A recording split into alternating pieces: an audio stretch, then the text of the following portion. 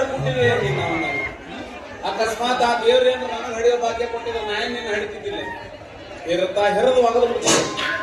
ನೀವು ಗಣಮಕ್ಕಳಿಟ್ಟು ಸ್ವಾರ್ಥದ ನಂತರ ದೇವ್ರು ಬಾಳ ಶಾನ್ಯ ಹೆಣ್ಮಕ್ಳು ಹಿಡಿಯೋ ಭಾಗ್ಯ ಕೊಟ್ಟಾನ. ಚಲೋ ಮಾಡ್ಯಾನ. ನಿಮ್ ಹೊಟ್ಟೆ ಹುಟ್ಟಿಲ್ಲ ನಾನು ಹಣೆ ಬರ ನಾನು ಕರ್ಮಕ್ಕ ಹುಟ್ಟಿ ಅಂತ ನೀವ್ಯಾಕೆ ಹಡಿದ್ರು? ನೀನ ಯಾಕೆ ಕೊಟ್ಟಿದ್ಲಿ? 7 ದೇವ್ರಿಗೆ ಬೆಡ್ಕೊಂಡು ಹಡಿದ್ರಲ್ಲಪ್ಪ. ಯಾರಂದ್ರು? ನಮ್ಮ ಅವು ಸಾಯ್ಬೇಕಾರ ಹೇಳಿ ಸರ್ಕಾರ ಏನಾಗೈತೆ ಗೊತ್ತಾ, ನೀನು ನಿಮ್ಮ ಅವ್ನ ಹೊಟ್ಟೆ ಹೊರಗೆ ಬರ್ಬೇಕಾದ್ರ ನಿಮ್ಮ ಅವು ಬಹಳ ತ್ರಾಸ ಆಗಿರ್ತದೆ. ಅವಾಗ ಏನ್ರ ಈ 7 ದೇವ್ರ ನೆನೆಸಿರ್ಬೇಕು ನಿಮ್ಮ ಅವ. ನಮ್ಮ ಅವ್ನ ಯಾಕೆ ಮದುವೆ ಅದು ಇದ್ರಾಗ ನನ್ ತಪ್ಪಿಲ್ಲಪ್ಪ. ನಾ ಕಾಲೇಜ್ ಓದ್ತಿರ್ಬೇಕಾದ್ರೆ ಎಲ್ಲಾದ್ರಾಗೂ ಟಾಪಿದ್ದೆ. ಓದುದು, ಬರೆಯುದು, ಹಾಡುದು, ಕುಣಿಯುದು, ಸ್ಟೈಲ್ ಅಂತ ಕೂಡ ಇದೇ ಹಿಂಗ ಯಾವಾಗ ಹೆಂಗಿರ್ಬೇಕು ಹೇಳ್ತೀನಿ. ಬೆಲ್ ಬಾಟಮ್ ಪ್ಯಾಂಟ್, ದೊಡ್ಡ ಕಲರ್ ಶರ್ಟ್ ಹಾಕೊಂಡು ಜಾಡಿಸ್ಕೊಂಡು ಹೊಂಟಿನಿ ಅಂದ್ರೆ ಹಂಗ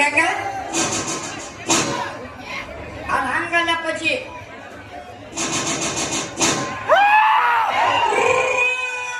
ಇದಕ್ಕೆ ಸ್ಟೈಲ್ ಅಂತ ಇದ್ರ ಎಲ್ಲಾರು ಮಾಡ್ತಾರ, ಎಲ್ಲಾರು ಮಾಡ್ಬೇಕು, ಅದು ಸ್ಟೈಲ್. ನೋಡ್ತೀಯಾ ನೋಡ್ತೀಯಾ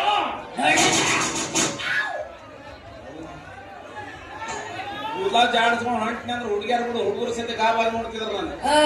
ಅವಾಗ ಏನ್ರ ನಿಮ್ಮ ಅವು ಕಾಳ ಹಾಕಿರ್ಬೇಕು ನನಗೆ. ಎದಕ್ ಸುಳ್ಳು ಮಾತಾಡ್ತಿ? ನೀನ ನಮ್ಮ ಅವ್ನ ಹಿಂದೆ ಬಿದ್ದಿದ್ದಂತ ಅಷ್ಟು ಚಂದ ಇದ್ಲಂತ ನಮ್ಮ ಅವ್ನು ನೋಡಕ್.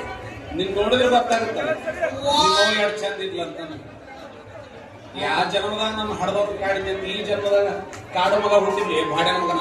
ನಿಮ್ ಹೊಟ್ಟೆ ಹುಟ್ಟೋ ಬದ್ಲಿ ಯಾವ್ದಾರ ಶ್ರೀಮಂತರು ನೀ ನಾಯಿ ಹುಟ್ಟಬೇಕಾಗಿತ್ತು ನಾನು. ಈಗ ಏನಾಯ್ತು, ನೀವ್ ಒಂದ್ ನಾಯಿ ಅಂತ ತಿಳ್ಕೊ, ಯಾರು ಕರ್ಕೊಂಡು ಹೋಗ್ತಾರ ಹೋಗು.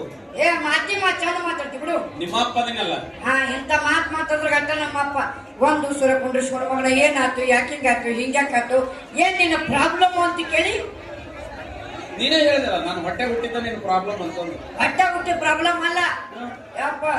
ನಾನು ವಯಸ್ಸಿನ ಹುಡುಗರು ಯಾರ್ಯಾರು ಎಲ್ಲರೂ ಸೇರಿ ಎಲ್ಲರೂ ಸೇರಲ್ಲ.